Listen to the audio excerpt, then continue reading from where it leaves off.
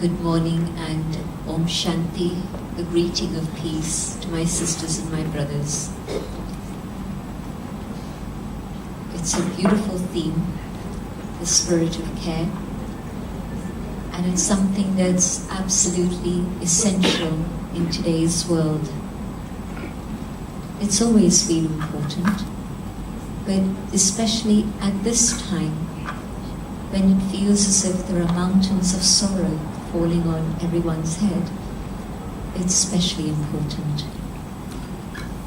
Why? Because we see that there seems to be some sort of crisis or another happening across the world. Whether it's violence, whether it's finance, or the environment, and due to that, climate change. Yesterday I got a message that in Kuwait, where we have a center, it's now 50 degrees centigrade. It's not humanly possible to live and work in such conditions. And it didn't happen 10 years ago, but it's happening now. Relationships seem very fragile. So many different things going on. And so within all of that, the spirit of care is absolutely essential. Where does care begin?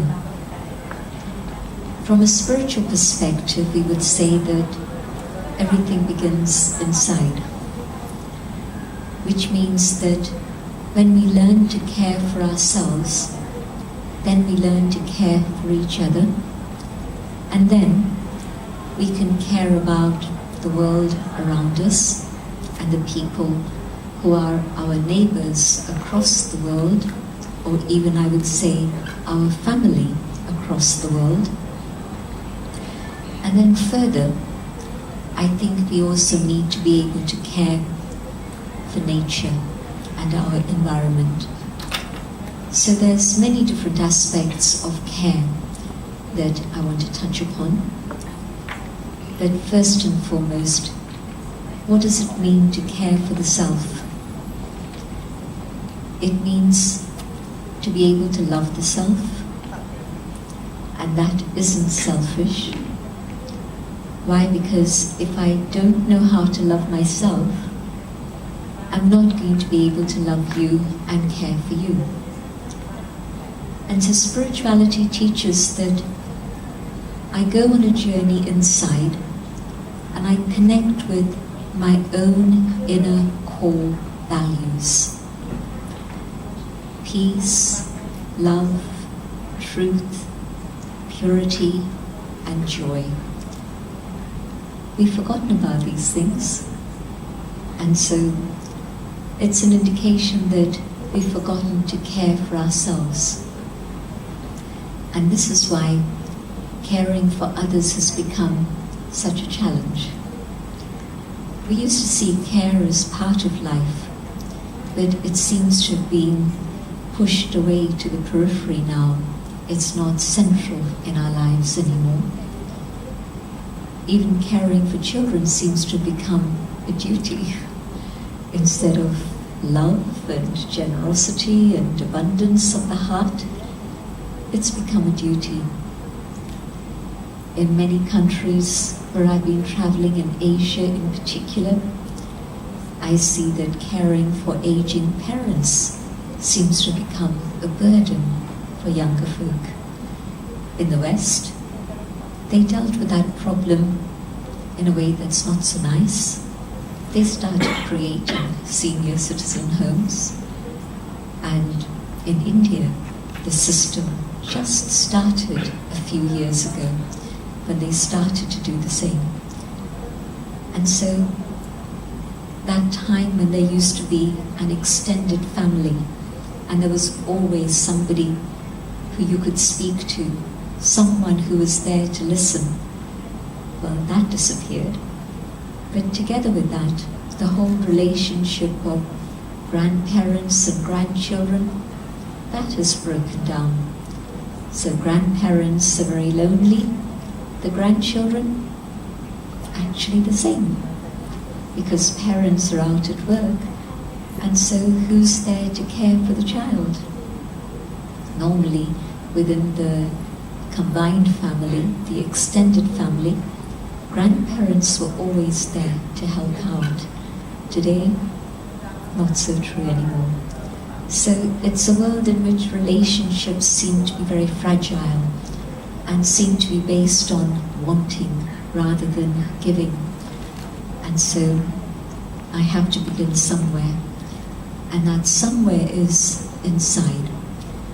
When our attention is focused just outside, we lose contact with ourselves, and then we stop caring for ourselves. And so today, if I can carry away this one commitment, let me give time to myself so that then I can spend time nurturing and sustaining my own inner core values. This means that I'll be able to access the inner treasures that I carry: the peace, the love, the truth, the purity, the joy. And if I can care for myself by spending time in silence, by spending time nourishing my mind with uplifting material each morning, instead of Facebook, instead of television, time with myself. And when I look into the mirror, can I honestly say, yes, I love myself? Is it difficult for me to say that? If I haven't had a conversation with myself and recognized my own inner beauty, it'll not be possible for me to look at the image in the mirror and say, I love you. But it's important that I should be able to do this for two reasons. It means that if I'm loving myself, I'm not rushing around trying to find love outside. But secondly, when I can love myself, I can begin to love others around me. You must have seen very often that when there's a state of discontent inside, then that discontent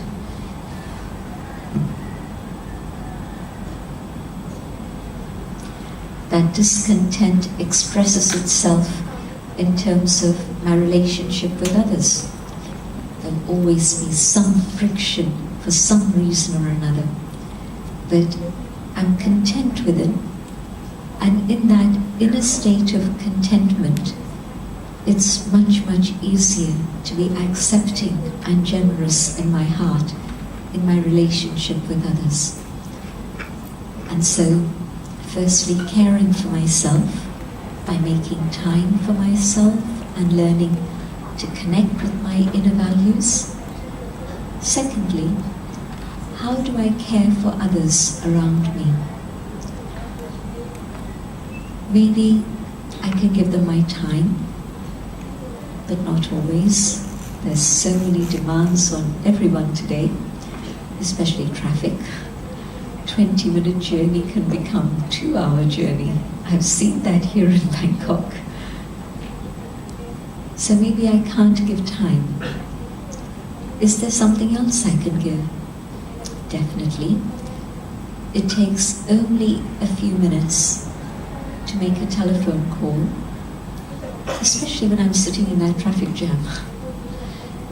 I can make a telephone call and say a few words of encouragement or upliftment to somebody. Maybe this is a time when they need that support, they need that help. And so a few minutes of kind words, caring words, will indicate to them that there's someone out there in the darkness. The words of that song were very interesting. Mother of love, show me a way out of the darkness. I don't know how many of you have heard of Robin Gibb, but he passed away a few years ago. And This was written for Daddy Janki's 90th birthday.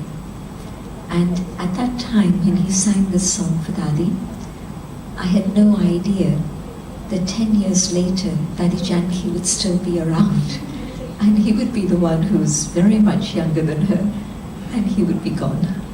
So destiny doesn't show itself until we see what's in front of us. But it is a time of darkness, being able to give light to someone, to help them on their journey.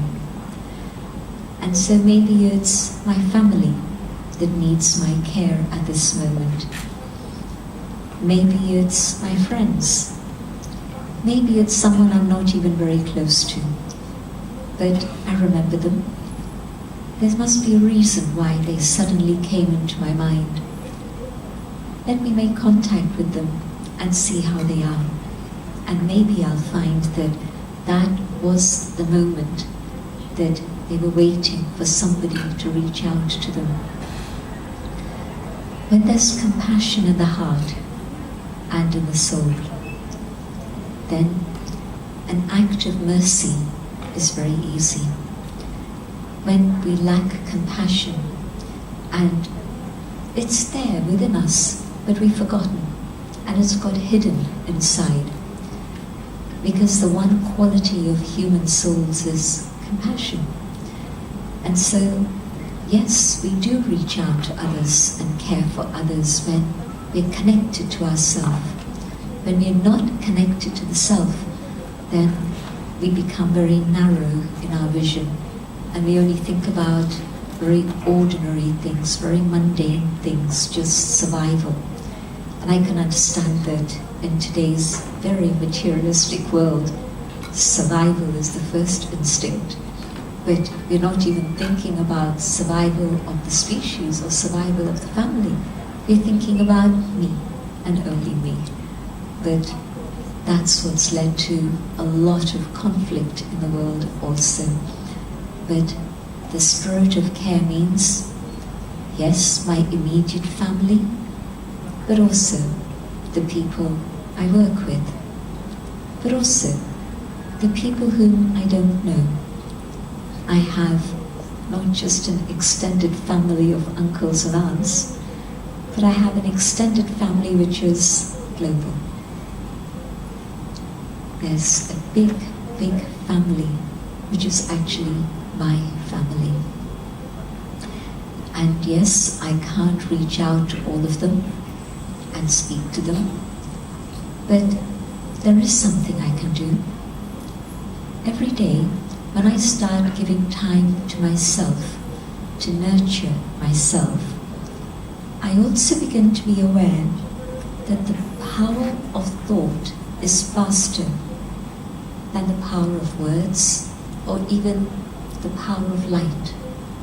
My thoughts can reach across to New York and Mumbai and China within a moment of each one. My thoughts can be unlimited. And when I send out thoughts of peace, thoughts of good wishes, it truly can reach the world. And I see the world as my family. The spirit of care also means being concerned about nature, all forms of life. The basic concept of Buddhism is non-violence. And I think that that extends to nature also. All species, all forms of life. So rather than exploiting nature, to be able to appreciate how much nature has done for us already. And maybe it's time, even now, I don't think it's too late. I think I have to cultivate that care, that pattern of concern for nature and respect for nature right now, so that it becomes deeply embedded within the soul. You know what happens? every time I repeat a thought, it becomes stronger, just in my mind. Every time I say something, that also becomes an imprint. But especially every time I do something, it creates a very deep imprint within myself. And so every time I start caring for nature, showing respect for nature, I'm creating a new pattern of behavior that's going to make sure that although today the relationship with nature is in a state of breakdown, nature is angry with humanity for what we've done to her. But if from today I, as an individual, take responsibility and start caring for nature, then maybe it'll set off a ripple effect that impacts many others around me. Then it's not just me alone, but it's many others with me who will also be caring for nature. And together we can perhaps then start serving nature, sending out our thoughts of love and peace, not only to the worldwide human family who needs it so much, but also to the world of animals, all forms of life, and nature itself, so that we begin a new type of dynamic and energy flow with nature, one in which I'm giving, not just taking, but also one in which there's respect. So the subject is a beautiful one, and it's very open-ended, but I know that we have a very special person who's going to come and join us so that we continue a dialogue, a conversation on the subject of spirit of care. Om Shanti.